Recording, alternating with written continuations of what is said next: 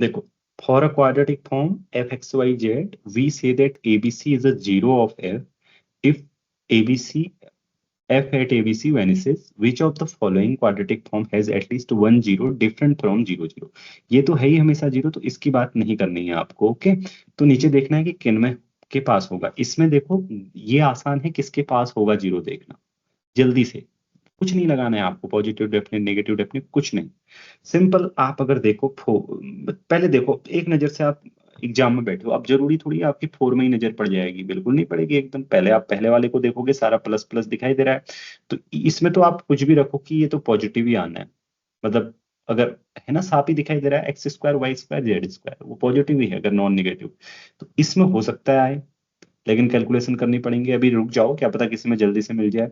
इसमें भी हो सकता है आए नहीं आए, लेकिन इसको अगर आप देखो तो इसमें हम एडजस्ट कर सकते हैं, क्योंकि एक्स और वाई को हम अपने हिसाब से रखेंगे, फिर यहां से उतना घटा देंगे जितना ये बन रहा होगा, जेड को अपने हिसाब से रखकर।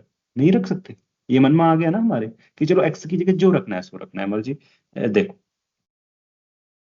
कि वन वन रखा तो थ्री हो गया, तो जेड की जगह भी वन रख दो, थ्री, बस वेनिस हो गया।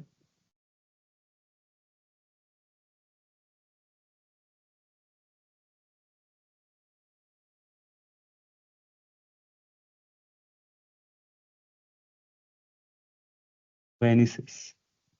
ओके, अब पार्ट सी में आया होता तो फिर कैसे करते, ये सही हो जाएगा, बाकी गलत हो जाएंगे। फिर देखते हैं इनकी मैट्रिक्स बनाकर, पॉजिटिव डेफिनेट है, नेगेटिव डेफिनेट है, ईटीसी ईटीसी। ओके, समझ में आई बात। चलो कर लेते हैं। आप पहले वाले को अगर देखें, पहला वाला तो क्लियर है, clearly X square plus 2y square plus 3z square is greater than zero for all A B C belongs to r minus 0 0 0। ठीक है, इट इज वेरी क्लियर। दूसरे वाले को आप देख सकते हैं इस तरीके से। किस तरीके से देख सकते हैं, इस तरीके से। दूसरे वाले को एक्स प्लस वाई का, एक्स माइनस वाई का whole square, Y square plus 3z square. ठीक है, ऐसे लिख सकते हैं ना दूसरे वाले को। तो ये भी क्लियरली नॉन जीरो है अगर एक्स वाई जेड, राइट। ये देखो, वाई के नॉन जीरो होते ही, मतलब वाई नॉन जीरो हुआ तो ये नॉन जीरो है, राइट। अगर वाई जीरो हुआ तो फिर मान लो कि एक्स नॉन जीरो हुआ, वाई जीरो हुआ तब भी है, मतलब क्लियर है ना ये। और ऑल, देख पा रहे हो या नहीं देख पा रहे हो। मतलब ऐसा हो सकता है कि कई बार तुम ये मत सोचना कैसे ऐसे आ गया तो ये greater than equal to zero है, हमेशा ये नहीं है। इसमें अगर एक्स और वाई को बराबर लोगे तो गड़बड़ हो जाएगी, लेकिन इसके साथ ये ऐड हुए हैं, ये प्रॉब्लम करेंगे। अगर जेड जेड जीरो हुआ तब इनको देखेंगे, जेड जीरो नहीं हुआ तो वैसे ही ठीक हो जाएगा। ठीक है, समझ में आई नहीं बात। मतलब आप कर लोगे ना इसको फॉर ऑल। वहां जाने की जरूरत पड़ती है या नहीं पड़ती है, देखते हैं पार्ट सी पार्ट बी में। अगला वाला, नहीं सॉरी, कहने का मतलब पॉजिटिव डेफिनेट ईटीसी के बारे में बात करने की आवश्यकता होती है या नहीं होती है, देखते हैं हम बाद में।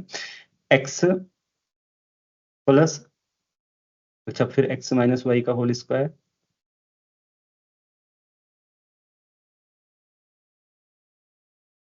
एक्स माइनस वाई का whole square,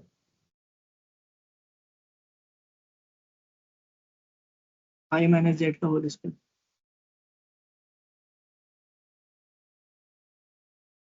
Y minus Z का होल स्क्वायर, तो बच क्या गया है, वाई स्क्वायर प्लस,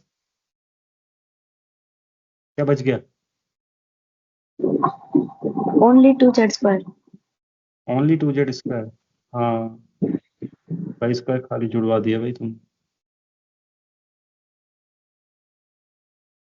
ये अगर मान लो कि वही फिर जेड नॉन जीरो है तो सब काम हो जाएगा हमारा। अगर जेड जीरो है तो फिर ये वाई स्क्वायर आ जाएगा यहाँ पे। ठीक है, जेड जीरो हो गया तो फिर इस तरीके का बन जाएगा। अब भैया वाई नॉन जीरो है तो हमारा काम बन गया, अगर वाई भी जीरो है तो फिर एक्स भी जीरो तो हो नहीं सकता, फिर काम बन गया हमारा, मतलब ग्रेटर देन जीरो रहेगा। आप कर पा रहे हो ना इन बातों को जो मैं बोल रहा हूँ, ये बच्चों वाली चीजें हैं। तो हो गया, ये आज की लीनियर समाप्त तो हो गई आपकी पार्ट बी की लीनियर। अब भले ही मैंने आपको इतना समय लेकर आपको समझाया हो, लेकिन आपको तो पता लग ही गया होगा इनकी इनकी क्या इनकी सरलता पेपर में, अगर आप सही मतलब आसानी से इनको कर सकते थे, इनमें आपका मतलब मैं नहीं सोचता कि यू शुड